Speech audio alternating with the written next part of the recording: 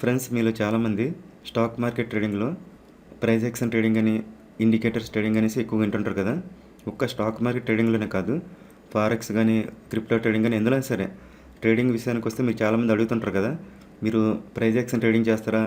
Indicators trading చేస్తుంటారా అని అడుగుతుంటారు. ఇండికేటర్ బేస్ ట్రేడింగ్ చేస్తారా? ప్రైస్ యాక్షన్ బేస్ ట్రేడింగ్ చేస్తారా అని అడుగుతుంటారు కదా! అసలు ఇండికేటర్ ట్రేడింగ్‌కి, ప్రైస్ యాక్షన్ ట్రేడింగ్‌కి రెండింటికి మధ్య తేడా ఏంటి?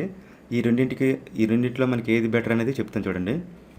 ఈ ప్రైస్ యాక్షన్ ట్రేడింగ్‌కి ముందుగా ప్రైస్ యాక్షన్ ట్రేడింగ్ అని చూసుకున్నట్లయితే, ప్రైస్ యాక్షన్ ట్రేడింగ్ అంటే ఏంటంటే, మనం ఏదైనా ఒక ఇందులోనే మనం ట్రేడింగ్ చేస్తున్నాం అనుకోండి, ఇక్కడ మనం ఎటువంటి ఇండికేటర్ కూడా వాడమనమాట.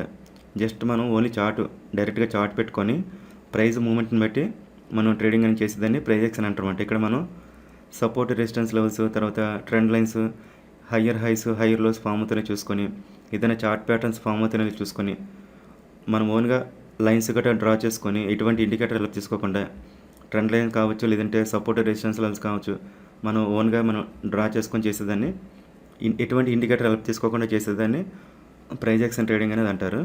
తర్వాత ఇండికేటర్ ట్రేడింగ్ అంటే ఏంటంటే ఇండికేటర్స్ ఇక్కడ మనం ప్రైస్ యాక్షన్ కాకుండా ఇండికేటర్ అనమాట. ప్రతిదాన్ని మనం ఇండికేటర్ వాడతాం అనమాట.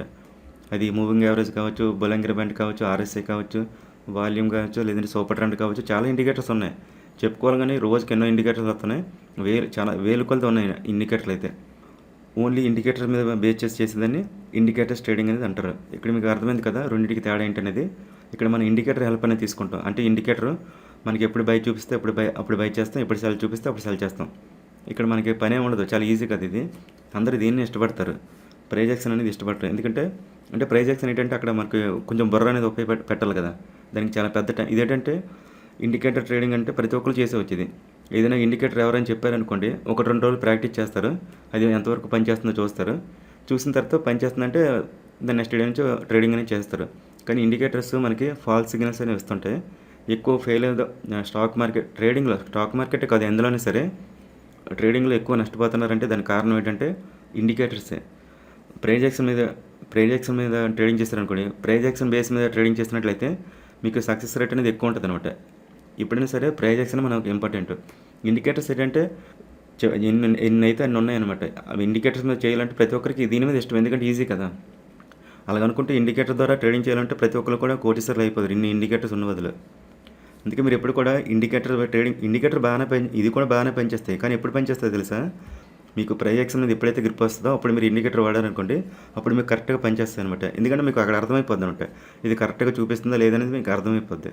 చాలామంది అదేం కొత్తగా మార్కెట్లోకి వస్తారు, ఆ స్ట్రాటజీ ఈ స్ట్రాటజీ మీరు ఏ ఇండికేటర్ వాడతారు అయ్యి అడుగుతుంటారు, అంతేగాని ప్రైస్ యాక్షన్ మీద ఇంట్రెస్ట్ చూపించరు. ఇది ఏంటంటే షార్ట్ కట్ అనమాట, ఇన్స్టెంట్ రిజల్ట్ కోసం చూస్తుంటారు.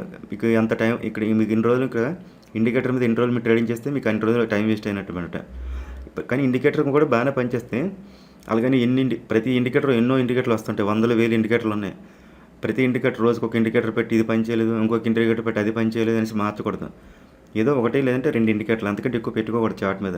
చాలామంది చార్ట్ మొత్తం కప్పేస్తారు, మొత్తం ఇండికేటర్స్ గట్ట పెట్టేస్తారు. RSI, Bollinger band, moving average, super trend, ఇంకా ఎన్ని పడితే అన్ని పెట్టేస్తారు. అక్కడ క్యాండిల్స్ మొత్తం కనిపించినవారు మొత్తం నింపేస్తారు అనమాట. అంత ఖచ్చితంగా పెట్టుకోకూడదు. ఏదైనా ఒకటి లేదంటే 2 ఇండికేటర్స్ పెట్టుకోవచ్చు, తప్పేం లేదు. కానీ ప్రైస్ యాక్షన్ అనేది ఇంపార్టెంట్ అనమాట. కాబట్టి మీరు ట్రేడింగ్ చేస్తున్నప్పుడు ఒక్క ఇండికేటర్ మీద డిపెండ్ అవ్వకుండా ప్రైస్ యాక్షన్ మీద కూడా డిపెండ్ అవ్వండి. ప్రైస్ యాక్షన్ అంత నేర్చుకుంటే అంత మంచిది. ఈ ఇండికేటర్స్ వేస్ట్ అనమాట. ఇది పనిచేస్తే అది నేర్చుకున్న తర్వాత దీన్ని వాడండి, అప్పుడు మీకు మంచి రిజల్ట్ అనేది ఉంటుంది. అది కూడా ఎక్కువ ఇండికేటర్లు పెట్టుకోకుండా 1-2 ఇండికేటర్లు పెట్టుకొని చేసుకుంటే బాగుంటుంది. ఇది రెండింటికి మధ్య తేడా, ప్రైస్ యాక్షన్కి ఇండికేటర్కి. ఇప్పుడు మీకు అర్థమైంది అనుకుంటున్నాను. మళ్ళీ నెక్స్ట్ వీడియోతో మళ్ళీ కలుద్దాం. అప్పటి వరకు ఉంటాను. బాయ్.